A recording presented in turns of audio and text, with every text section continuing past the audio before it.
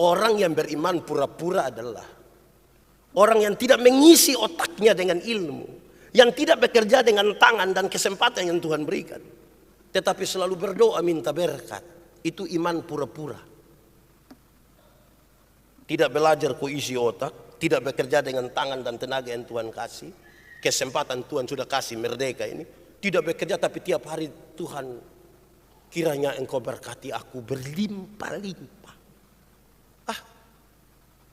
Itu sama kayak yang anak muda dong, tiap hari hanya judi mabok. Tapi bikin status bilang semua akan indah pada waktunya. Iya, waktu kita dipanggil ke rumah Bapa.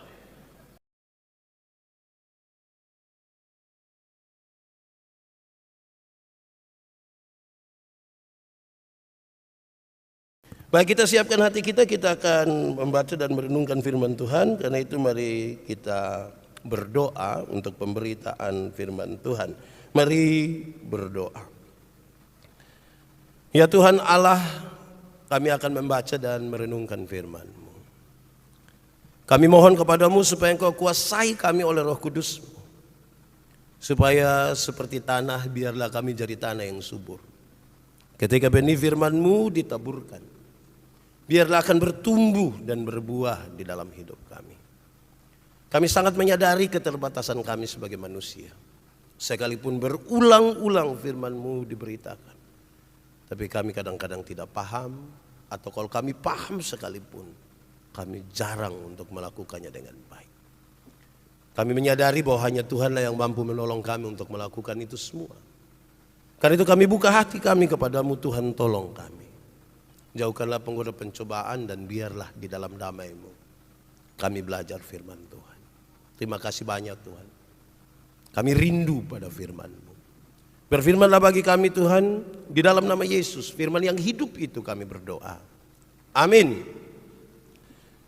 Bapak Ibu saudara-saudara yang dikasihi di dalam Tuhan Yesus, kami menetapkan bulan Agustus sebagai bulan kebangsaan. Dan karena itu sepanjang bulan Agustus kita belajar hal-hal yang berkaitan dengan nilai-nilai kebangsaan. Dan untuk hari ini tema kita adalah hidup sebagai hamba Allah. Hidup sebagai hamba Allah. Pembacaannya terambil dari surat pertama Petrus pasal 2 ayat 11 sampai ayat yang ke-17. Pertama Petrus pasal 2 ayat 11 sampai ayat yang ke-17. Sejamput jemaat Tuhan berdiri. Peringatan untuk hidup sebagai hamba Allah. Saudara-saudaraku yang kekasih, aku menasihati kamu supaya sebagai pendatang dan perantau, kamu menjauhkan diri dari keinginan daging yang berjuang melawan jiwa. Milikilah cara hidup yang baik di tengah-tengah bangsa-bangsa bukan Yahudi, supaya apabila mereka memfitnah kamu sebagai orang durjana, mereka dapat melihatnya dari perbuatan-perbuatanmu yang baik dan memuliakan Allah pada hari Ia melawat mereka.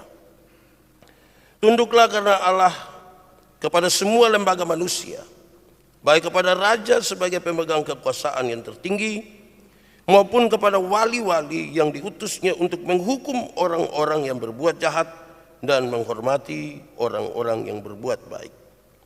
Sebab inilah kehendak Allah, yaitu supaya dengan berbuat baik kamu membungkamkan kepicikan orang-orang yang bodoh.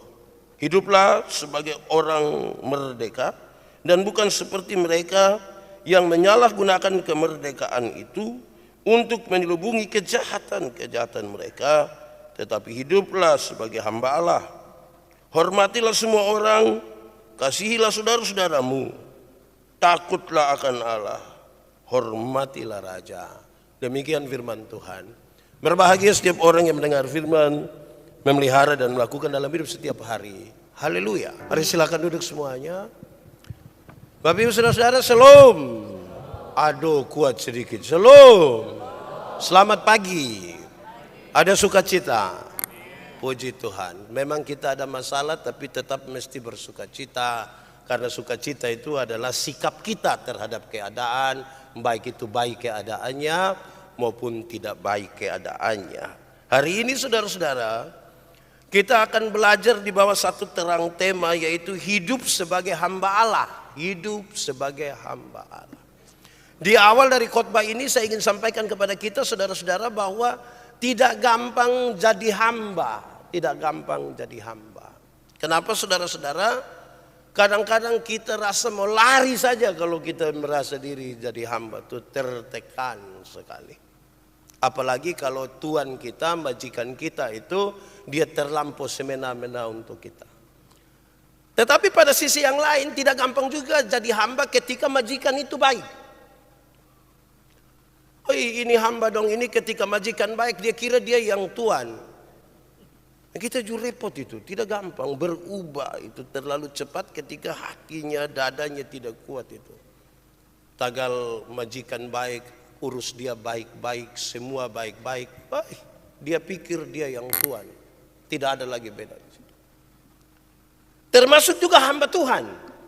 Termasuk juga hamba Tuhan. Waktu itu hari dia masih di Soeko, orang belum kenal dia itu. Dia kelihatan rendah hati sekali. Baik sekali. Tapi ketika Tuhan izinkan untuk menjadi lebih lagi diberi kepercayaan, bisa saja kemuliaan Allah itu dirampas menjadi kemuliaan diri, membawa orang pada dirinya dan tidak membawa orang kepada Tuhan. Atau di kalangan ASN biasa sebut diri sebagai abdi, hamba. Pak, kami ini bukan siapa-siapa, kami ini hamba masyarakat. Kadang-kadang orang bikin Tuhan bukan hamba. Karena itu tidak gampang menjadi hamba. Saya kira ini pelajaran yang baik di tengah-tengah pergumulan kita sebagai hamba Allah, tetapi juga sebagai bagian dalam perjalanan hidup berbangsa dan bernegara. Saudara-saudara, beberapa saat setelah Kaisar Nero membakar kota Roma, ini terjadi sesuatu yang serius sekali. Kenapa? Karena penganiayaan pertama mulai ada di situ. Orang-orang Kristen justru dituduh sebagai yang membakar kota ini. Mereka bukan siapa-siapa di situ, saudara-saudara, tetapi harus menjadi bagian di mana dituduh sebagai yang mengacaukan kota itu, membakar. Petrus menulis surat ini, saudara-saudara, kepada para budak, kepada para hamba, kepada mereka yang disebut sebagai orang-orang kecil, dan jumlah mereka sebenarnya sangat banyak. Di tengah-tengah jemaat mula-mula itu jumlah orang-orang yang sebagai hamba itu sangat banyak. Perbudakan itu, saudara-saudara, dimulai ketika Romawi menaklukkan banyak wilayah dan para budak itu adalah tawanan perang. Jadi setelah Roma menaklukkan banyak wilayah, orang-orang yang tawanan perang itu kemudian dijadikan budak. Saudara bisa bayangkan, saudara-saudara, bahwa mereka yang kemudian dijadikan budak karena sudah tawanan perang lagi jadi budak, mereka tidak diizinkan untuk menikah. Menikah tidak boleh. Tetapi hidup sebagai suami istri boleh. Jadi tidak menikah secara sah, resmi, agama, negara tidak. Tapi hidup sebagai suami istri boleh. Kepentingan politisnya adalah anak-anak yang dilahirkan itu kemudian jadi budak lagi. Nah ini kekar mana kok? Dari 3 penjelasan di awal ini, pertama, orang lain yang bakar, orang lain yang bikin kacau, orang lain yang dituduh. Saudara mau begitu? Bukan kita punya kesalahan, tapi kita yang dituduh. Kita jadi tawanan perang, tidak berdaya apa-apa terhadap kebijakan. Tetapi yang ketiga ini pertanyaan menarik ini. Tidak diizinkan nikah, tapi hidup sebagai suami istri boleh. Setuju kok? Kenapa saudara lihat saya? Tidak usah nikah, yang penting kita dua ke suami istri. Oh itu ke karmana kok. Tapi saudara-saudara, itu dilemanya. Saudara-saudara, dalam hukum Romawi, budak itu bukan manusia. Budak bukan manusia. Budak itu barang. Budak hanya sama harga dengan barang. Sekalipun budak itu manusia, tapi dia tidak pernah dianggap sebagai manusia. Dia hanya barang yang akan melengkapi kepentingan-kepentingan dan keperluan para tuan. Sangat tidak berharga. Itu kondisinya kira-kira begitu. Bapak Ibu saudara-saudara, dalam kondisi yang demikian itu tiba-tiba kekristenan maju, kekristenan masuk di situ, dan saya kira ini posisi yang dilematis sekali. Kenapa? Karena kekristenan kemudian memperkenalkan sebuah hubungan yang baru, sebuah sikap yang baru, dan sebuah teladan yang baru. Sebuah sikap yang baru, hubungan yang baru, dan sebuah teladan yang baru. Kenapa saya sebut ini, saudara? Karena kekristenan mengajarkan tentang kesetaraan. Tidak boleh ada hamba, tidak boleh ada Tuhan, kita setara di hadapan Tuhan. Ini sangat provokatif dalam situasi itu, saudara. Kenapa?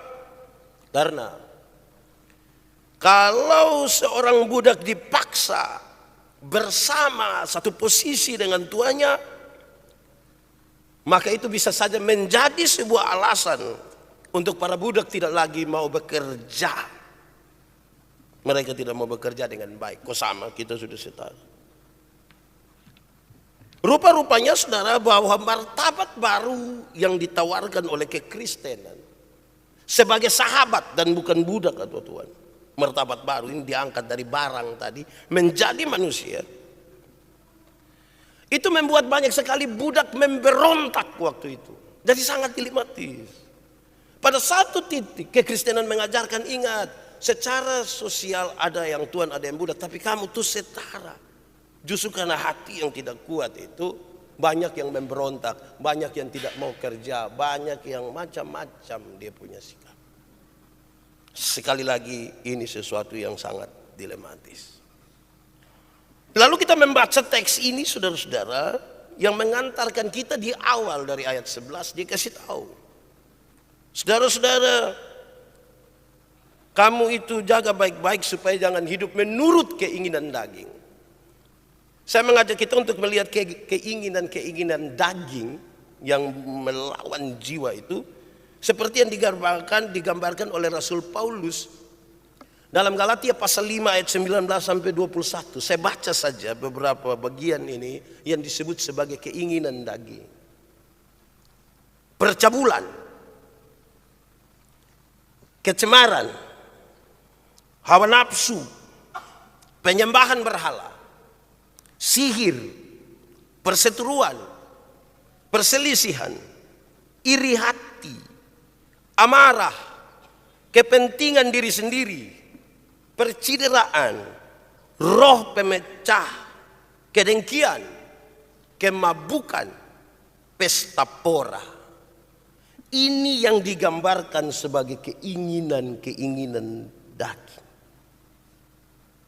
Pembacaan tadi kasih ingat, kamu tidak boleh seperti itu. Engkau harus menahan dirimu terhadap hal-hal itu. Engkau tidak boleh diperbudak oleh hal-hal itu. Kenapa? Dia jelaskan. Kenapa engkau tidak boleh melakukan hal itu? Karena kamu adalah pendatang. Kalau kamu adalah perantau. Pengertian yang dimaksudkan dalam teks itu sangat berkaitan. Perantau atau pendatang adalah orang yang menetap sementara di satu tempat dan tempat tinggalnya sesungguhnya bukan di situ, tapi ada di tempat lain. Penjelasannya hanya begitu. Tapi dia punya nuansa yang lebih kuat karena punya kaitan dengan perjanjian lama, di mana pengembaraan bangsa Israel di padang gurun. Mereka berkemah dari satu tempat ke satu tempat yang lain. Tempat tinggal mereka bukan di situ. Mereka menuju ke Kanaan.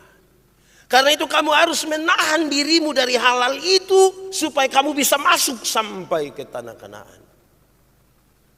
Ini nasihat yang penting bagi mereka. Karena saudara-saudara, kejahatan yang biasa terekspos itu lebih banyak disoroti adalah yang terjadi di kelas menengah ke atas. Yang di kelas ekonomi itu orang seringkali tidak terlalu taruh perhatian, tapi di situ terjadi itu hal yang sangat banyak. Yang tadi berkaitan dengan keinginan-keinginan daging itu, kalau terjadi di kelas menengah ke atas gampang disoroti, semua media kasih tahu. Tapi yang terjadi di kelas ekonomi itu, terlalu banyak. Tapi siapa peduli? Orang juga tidak peduli dengan itu. Karena itu nasihat ini ditujukan kepada mereka yang petik tadi disebutkan sebagai mereka yang ada di kelas ekonomi. Menahan dirimu terhadap hal itu. Tidak boleh. Kedua, saudara-saudara, kenapa harus tahan diri di situ? Gereja mula-mula hidup di bawah tekanan dan tuduhan-tuduhan. Jemaat-jemaat orang-orang kecil ini hidup di bawah tekanan dan tuduhan-tuduhan. Dan satu-satunya cara untuk membuat tuduhan itu menjadi tidak terbukti adalah kamu harus melakukan yang benar.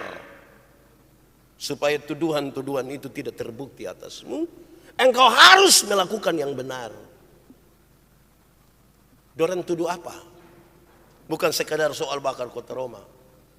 Tapi tuduhan-tuduhan ini serius. Orang Kristen dituduh hidup dengan tidak bermoral. Karena itu engkau harus menunjukkan bahwa kehidupanmu bermoral. Orang Kristen dituduh melakukan hubungan seks antara sesama saudara, kakak adik, orang tua anak, apalagi ipar-ipar. Kamu harus menunjukkan hidup yang benar supaya tuduhan itu tidak terbukti atasmu. Mereka dituduh merusak perdagangan dengan diakonia. Oh, ini orang yang merusak ini perdagangan ini. Orang cari uang lalu suruh kau bagi-bagi karena kasih. Mereka dituduh merusak hubungan kekeluargaan. Mereka dituduh menghasut budak untuk melawan tuannya, membenci sesamanya, dan tidak setia kepada kaisar. Ini tuduhan-tuduhan serius yang diberikan kepada jemaat mula-mula, para budak, orang-orang kecil waktu itu. Karena itu nasihat ini penting, kamu tidak boleh hidup menurut hawa nafsu. Tidak boleh hidup menurut apa yang menjadi tuntutan kedagingan. Orang yang tidak mengenal Tuhan Allah. Tunjukkanlah. Pasti refleksinya ringan. Kalau saudara dituduh hari ini melakukan sesuatu, ya lakukan saja yang benar. Tidak usah berbantah-bantah. Tidak usah bikin apa kok klarifikasi di Facebook. Karena kan orang ngomong kita itu kita jengkel. Tapi tidak usah tulis bilang di Facebook bilang, kalau tidak tahu tentang saya jangan omong ke tahu-tahu. Karena setan paling suka orang yang tidak tahu apa-apa tapi omong ke tahu-tahu. Tidak usah begitu. Lakukan saja sesuatu dengan benar. Itu tuduhan menjadi palsu bagimu. Tapi memang ke jengkel juang. Kita suami istri ini, kalau tiba-tiba istri kita datang tidak mau makan karena badan kurang enak, terus istri bilang, "Pak, siap tuh makan." Tadi ke mana kok perut? Tadi makan deh siapa? Di mana? Bikin apa? Itu istri saya om begitu tuh, kita mau cek ke dia. Apalagi kalau orang lain. Tapi ya ini harus berjuang melawan itu. Saudara pernah dituduh kok tidak? Pernah kok? Tetangga tuduh saudara pernah. Ini ayam nih hilang nih pasti gara-gara Pak Menobe ini. Itu rasa tidak ya. Tapi ya. Nah baik saudara-saudara. Lalu kemudian pembacaan itu. Pembacaan yang tadi kita baca. Mengarahkan kita kepada 3 tanggung jawab dulu. Walaupun itu orang-orang kecil. Mereka para budak. Tapi mereka harus bertanggung jawab paling tidak untuk 3 hal ini. 1. Mereka harus bertanggung jawab sebagai orang, tanggung jawab mereka sebagai warga negara. Jadi orang Kristen itu mesti bertanggung jawab sebagai warga negara. Salah satu tanggung jawab itu adalah mereka harus hormat dan loyal terhadap negara. Karena apa? Karena Tuhan Allah. Pembacaan tadi mengatakan, tunduklah karena Allah kepada semua lembaga manusia. Baik kepada raja sebagai pemegang kekuasaan yang tertinggi. maupun kepada wali-wali yang diutusnya untuk menghukum orang-orang yang berbuat jahat dan menghormati orang-orang yang berbuat baik. Itu tanggung jawab sebagai warga negara. Tunduk kepada lembaga-lembaga pemerintah. Saya kira jelas sebenarnya tidak ada pemerintahan yang tidak berasal dari Tuhan. Tapi sekarang sikap kita menjadi penting. Dalam nasihat Rasul Paulus kepada Timotius dia bilang, berdoalah bagi para pemimpin. Itu bagian dari tanda hormat. Kenapa? Mungkin ini pemimpin ini baik-baik saja. Tapi setelah dia ada di puncak, dia sudah jadi bupati, ke wali kota, ke gubernur, ke presiden.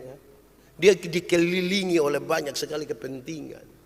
Kepentingan dari keluarga, tim sukses, ring 1, ring 2, ring 3. Saudara di kampung dompung kepentingan di sini. Jadi tempat di mana dia duduk itu jadi licin sekali.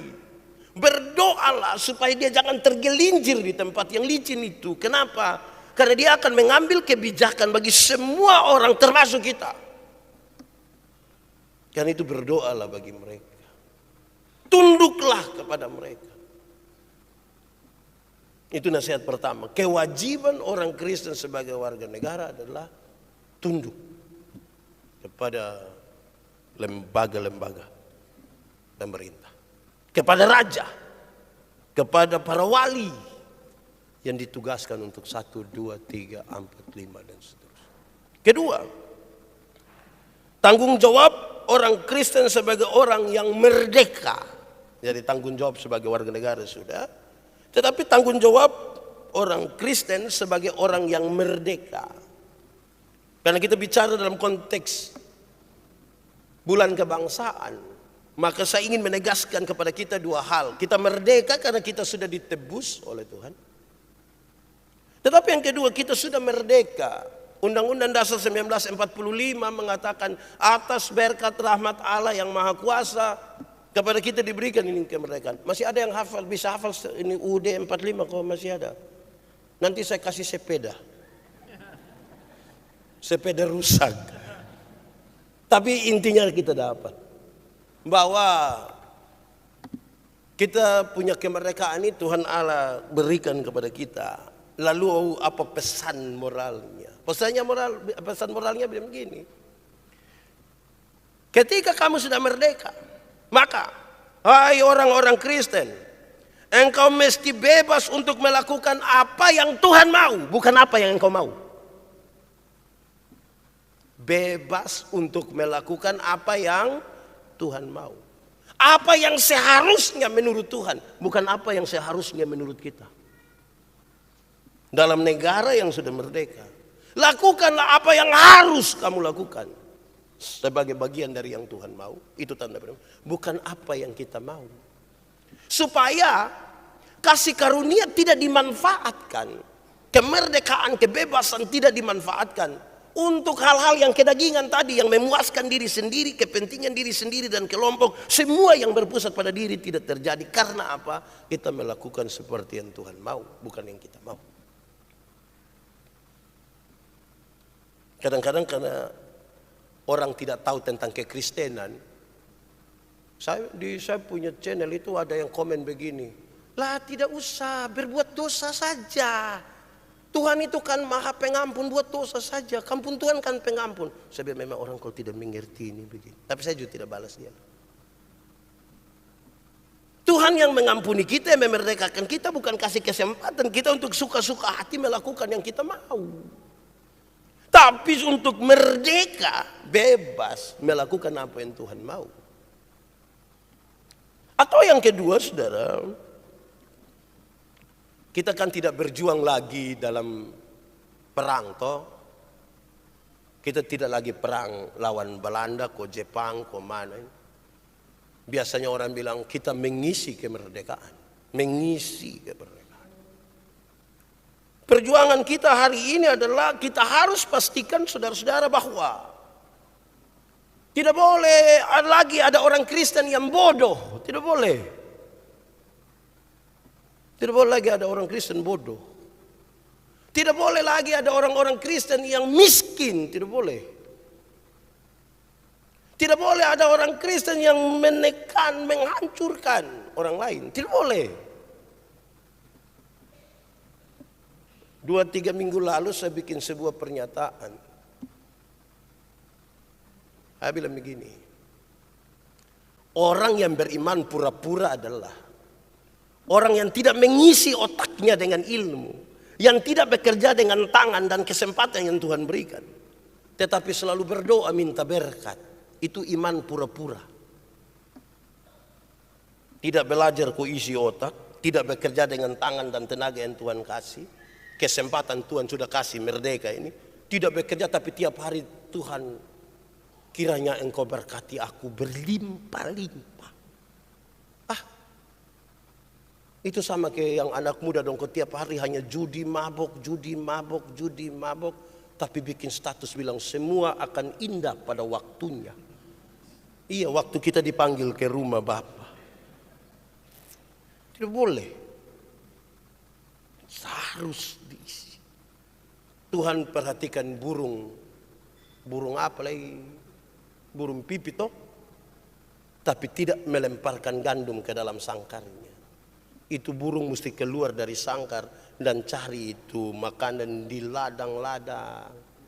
Itu resiko kena fiti, tapi dia mesti keluar. Amin toh.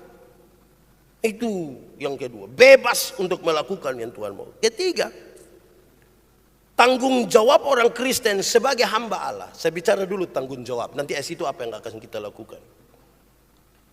Tanggung jawab kita sebagai hamba Allah adalah hormat semua orang. Hormat semua orang. Mau marah dia, kau jengkel dia, tetap mu hormat. Kita nih yang kadang-kadang mau dihormati duluan. Salah kok kalau misalnya kita tegur orang duluan, itu salah kok. Ketemu orang satu, shalom. Jadi sebentar pulang dari sini, saudara makan di sebelah itu, dekat pintu. Supaya satu masuk bilang, shalom. Terus domba korek bilang, tahu dia kenapa. Tapi yang penting saudara tegur dulu. Ini suami istri itu tidak bertegur sapa, ipar-ipar itu tidak bertegur sapa. Hei, belajar tegur orang, bangun pagi-pagi, lihat suami, lihat istri, tegur dia. Shalom papa, kemana tidur tadi malam, kas habis berapa pohon. Tegur dia. Tegur juga anak-anak, orang tua juga, tegur juga. Begitu toh. Jangan pusing. Kita ini kadang-kadang bangun bukan dengan hati dan muka yang berseri-seri. Bangun dan bangun langsung pikir tahu ini petugas koperasi datang jam berapa. Lupa tahan itu. Datang bertegur dia, kau jangan datang-datang di sini. Harus tegurlah. Kita pun tidak baik satu ini saudara-saudara. Kadang-kadang kita yang rasa agak sedikit lebih tua, lebih kakak, lebih maju, lebih apa. Kita rindu kita ditegur duluan. Jangan, ini nasihat baik nih, rendahkan diri. Saya sebentar turun ini saya tegur semua orang nanti. Supaya khotbah ini betul-betul jalan. Ada orang yang marah-marah dari saya dong, ketemu saya tuh agak aneh. Karena dorang ketemu pas kita jalan dari sana, dia dari sini, dia langsung saya, oh iya nanti. Saya tunggu dia baru saya bilang, woi shalom. Tidak apa-apa, kasih tahu saja. Tegur itu baik. Hormat semua orang. Kedua, kasihilah saudara-saudara. Semua orang dihormati, kasihilah saudara-saudara. Nah ini dibedakan Saudara-saudara itu orang-orang dekat kita butuh mengasihi. Orang lain juga kita kasih, tapi ini mau jelaskan dia pembeda. Saya pernah bilang pada saudara tentang perempuan itu kan saya bilang begini. Saya diajar untuk saya ini hormati semua perempuan. Begitu toh? Tapi memperlakukan istri berbeda dengan semua perempuan. Betul toh? Jangan perlakukan semua perempuan sama. Hormat semua orang secara sama, memperlakukannya dengan berbeda. Sesuai dengan dia pun status. Supaya jangan sampai bilang, tadi kan Pak Pendeta suruh kita kasih semua. Jangan. Ketiga, takutlah akan Allah. Takutlah akan Allah. Takut akan Allah bukan supaya lari jauh dari Allah, tetapi supaya orang mengikuti perintah-perintahnya. Dan yang terakhir, hormatilah raja. Hormatilah raja ini sangat berkaitan bilang begini. Kalau yang kelihatan saja kita tidak bisa hormati, kita tidak bisa hargai, bagaimana kita hormat Tuhan yang tidak kelihatan? Yang di depan mata saja kita tidak sanggup hormat, tidak. Kira-kira pembacaan itu mengatakan demikian. Mari kita lihat tema kita, saudara-saudara. Tema kita hari ini adalah hidup sebagai hamba Allah. Hidup sebagai hamba Allah. Saudara-saudara, hamba selalu dikaitkan dengan dua hal. Yang pertama, secara sekuler, hamba berarti budak belian. Hamba berarti pembantu, hamba berarti abdi. Secara sekuler. Tapi yang kedua, secara rohani, hamba berarti pelayan Allah. Secara sekuler dia budak belian, tetapi secara rohani hamba adalah pelayan Allah. Apa sesungguhnya yang dimaksudkan di sini? Pelayan Allah yang dimaksudkan adalah kata hamba itu dipakai untuk merendahkan diri di hadapan tuannya. Hamba itu dipakai untuk merendahkan diri di hadapan tuannya. Dalam hidup keagamaan Israel, saudara-saudara, kata hamba dipakai untuk menunjukkan kerendahan diri seseorang di hadapan Allah.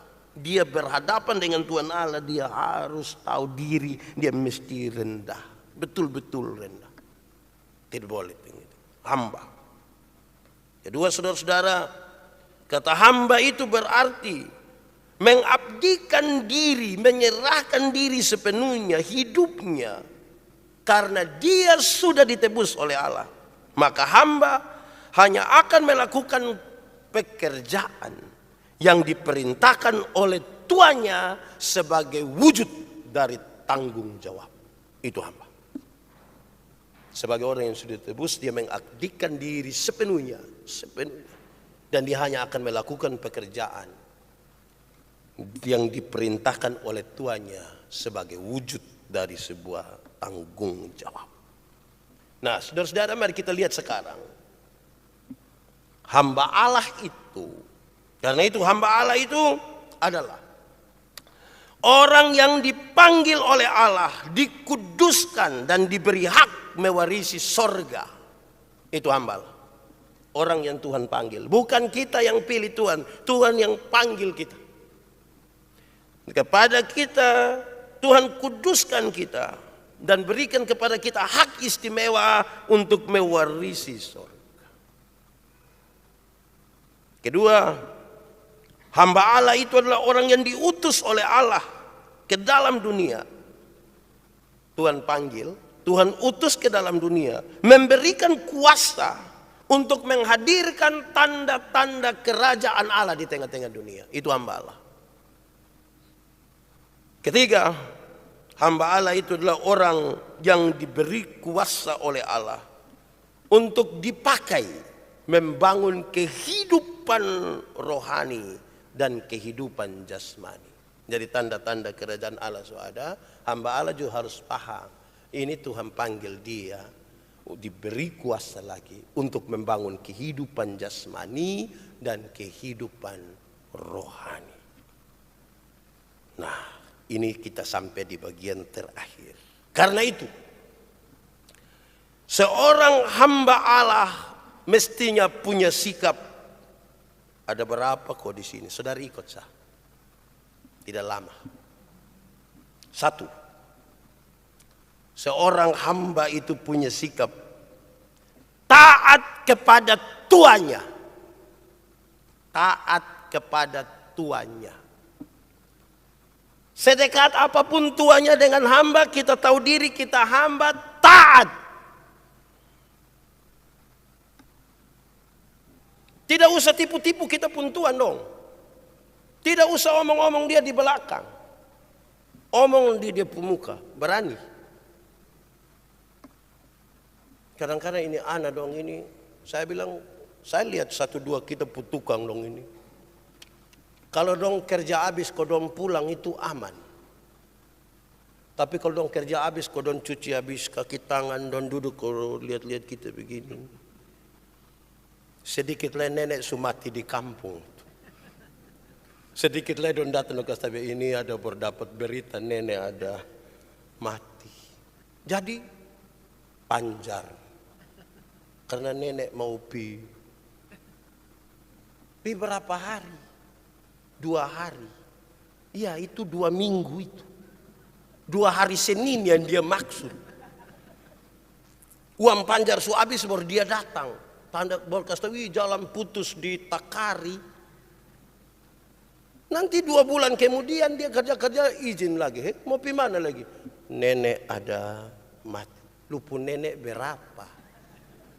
Kalau tiap bulan nenek mati, lama-lama orang lain pun nenek lu pinjam jadi nenek. Ini nenek semua di dunia mati gara-gara yang kau pun tipu-tipu ini. Jadi tolong taat kepada Tuhan. Amin kok. Kasih tahu dia baik-baik. Kalau memang tidak semua Tuhan benar. Ini khotbah bukan untuk Tuhan. Ini kan temanya tentang hamba. Toh jadi dengar yang kita hamba-hamba ini. Salah kasih tahu. Dia omong salah.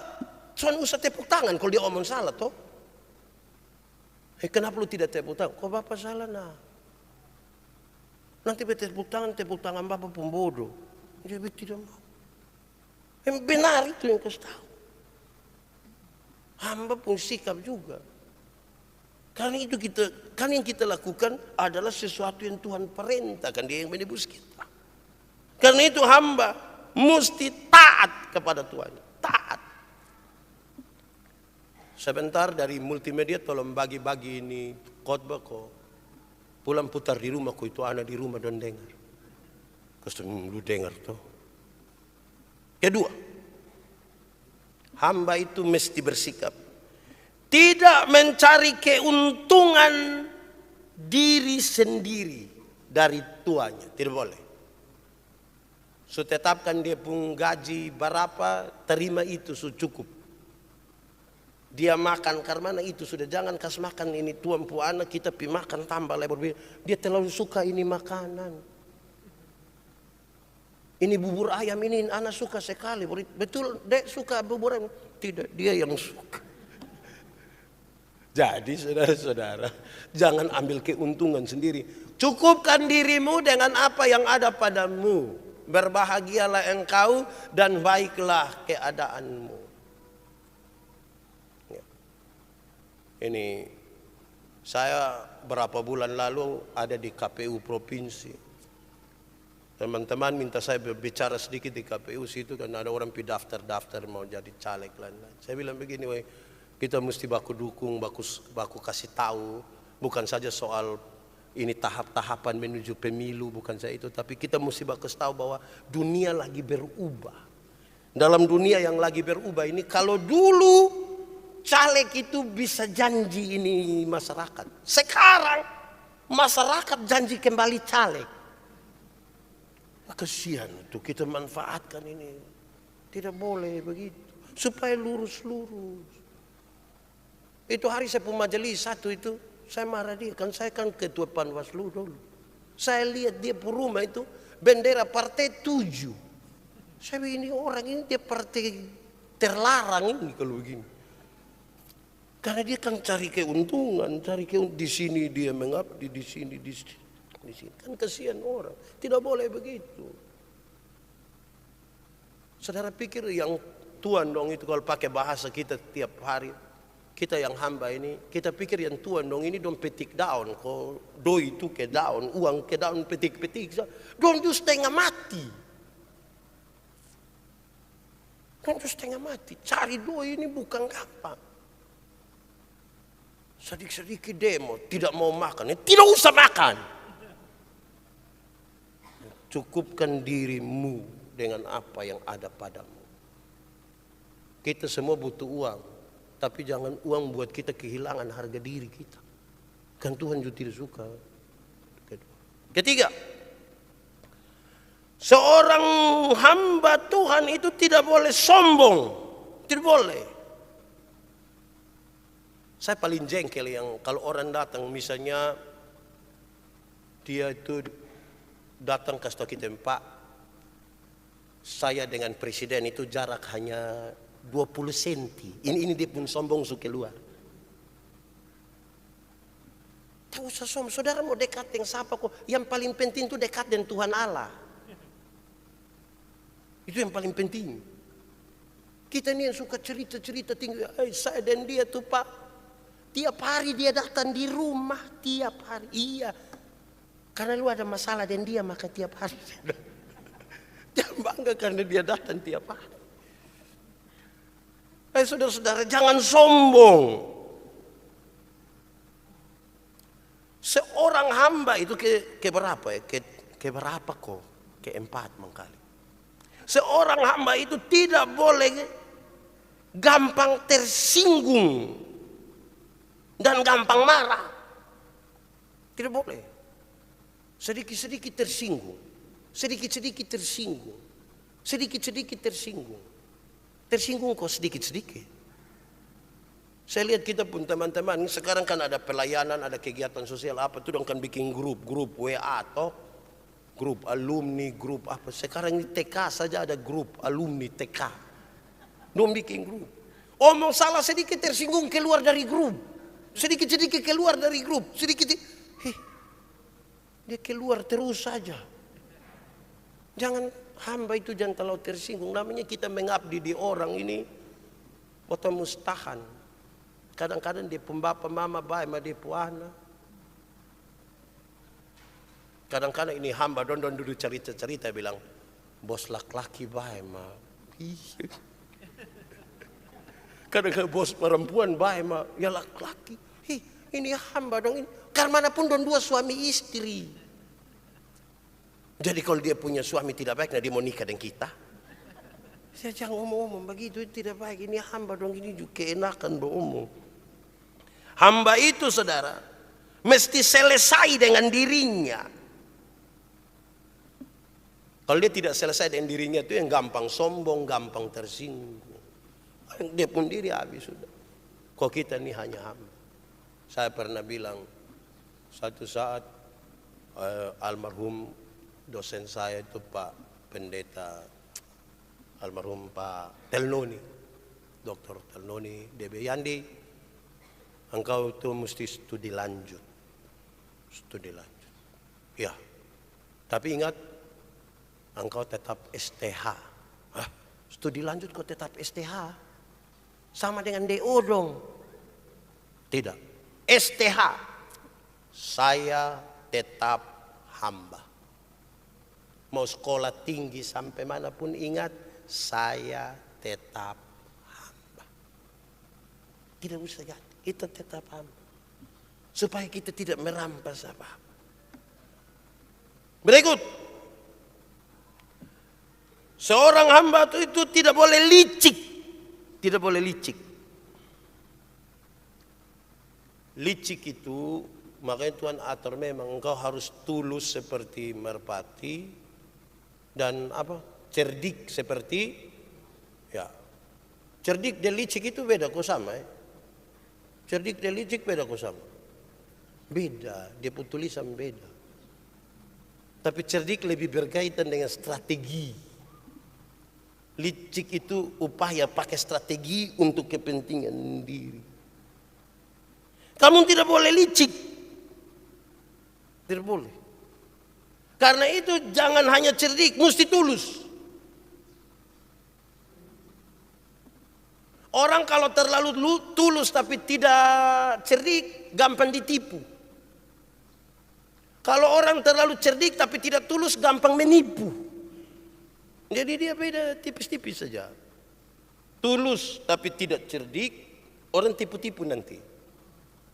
Cerdik tapi tidak tulus, dia yang tipu kembali orang nanti. Karena itu dia harus ada. Berikut. Hamba itu tidak boleh tawar hati ketika dia mengalami kesulitan-kesulitan. Karena hamba bekerja untuk tuannya. Dan karena itu kebahagiaan tuannya itulah yang paling utama. Hamba tidak boleh tawar hati. Karena dia bekerja bagi tuannya. kebahagiaan daripada tuannya, itulah yang utama dalam hidupnya.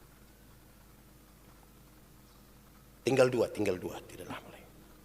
Berikut, hamba itu mesti menjalankan tugas dengan sebaik-baiknya dan memberi yang terbaik kepada tuannya. Hamba mesti begitu, berikan yang terbaik. Tidak asal-asalan. Dan yang terakhir, saudara, hamba itu tidak boleh suka menuntut. Tidak hanya menuntut saja. Tidak boleh menuntut untuk diperlakukan lebih dari hamba yang lain. Tidak boleh meminta penghargaan yang lebih dari orang lain tentang apa yang dia kerjakan. Tidak boleh. Kalau kita bicara dalam dua konteks, sebagai hamba Allah, tidak usah diminta diperlakukan lebih. Saudara boleh saja mengatakan, saya paling manja di hadapan Tuhan. Tapi saudara tidak boleh minta untuk diperlakukan lebih dari orang lain. Toh Tuhan sayang kita semua juga. Dalam kaitan dengan hamba kita di tengah-tengah dunia, kita bekerja pada orang lain, mengabdi kepada orang lain. Jangan terlalu menuntut untuk diberi penghargaan. Kerjakan saja. Biarlah penghargaan itu datang sebagai apresiasi yang betul-betul muncul dari niat daripada tuannya, bukan karena itu. Ya itulah bagi seorang hamba Allah yang ada di tengah-tengah dunia, supaya dia melakukan yang harus dia lakukan dan tidak boleh melakukan apa yang tidak boleh dia lakukan. Perspektif akan muncul banyak-banyak dari orang-orang pun cara pandang yang berbeda-beda tentang kita. Tetapi lakukanlah seperti untuk Tuhan dan bukan untuk manusia. Tuhan memberkati kita. Amin. Mari kita berdoa. Ya Tuhan Allah, kami bersyukur untuk firman-Mu. Mensiasati kehidupan kami sebagai hamba di tengah-tengah kehidupan dunia, sebagai warga negara, sebagai warga gereja. Tolong kami Tuhan supaya kami benar-benar melakukan apa yang Tuhan mau dalam kemerdekaan kami. Bukan melakukan apa yang kami mau. Berita firman-Mu biar tersimpan di dalam hidup kami. Diajarkan terus-menerus oleh Roh Kudus. Dan biarlah firman-Mu jadi pelita bagi kaki kami. Sekaligus terang bagi jalan kami. Terpujilah nama Tuhan. Di dalam nama Yesus kami berdoa. Amin.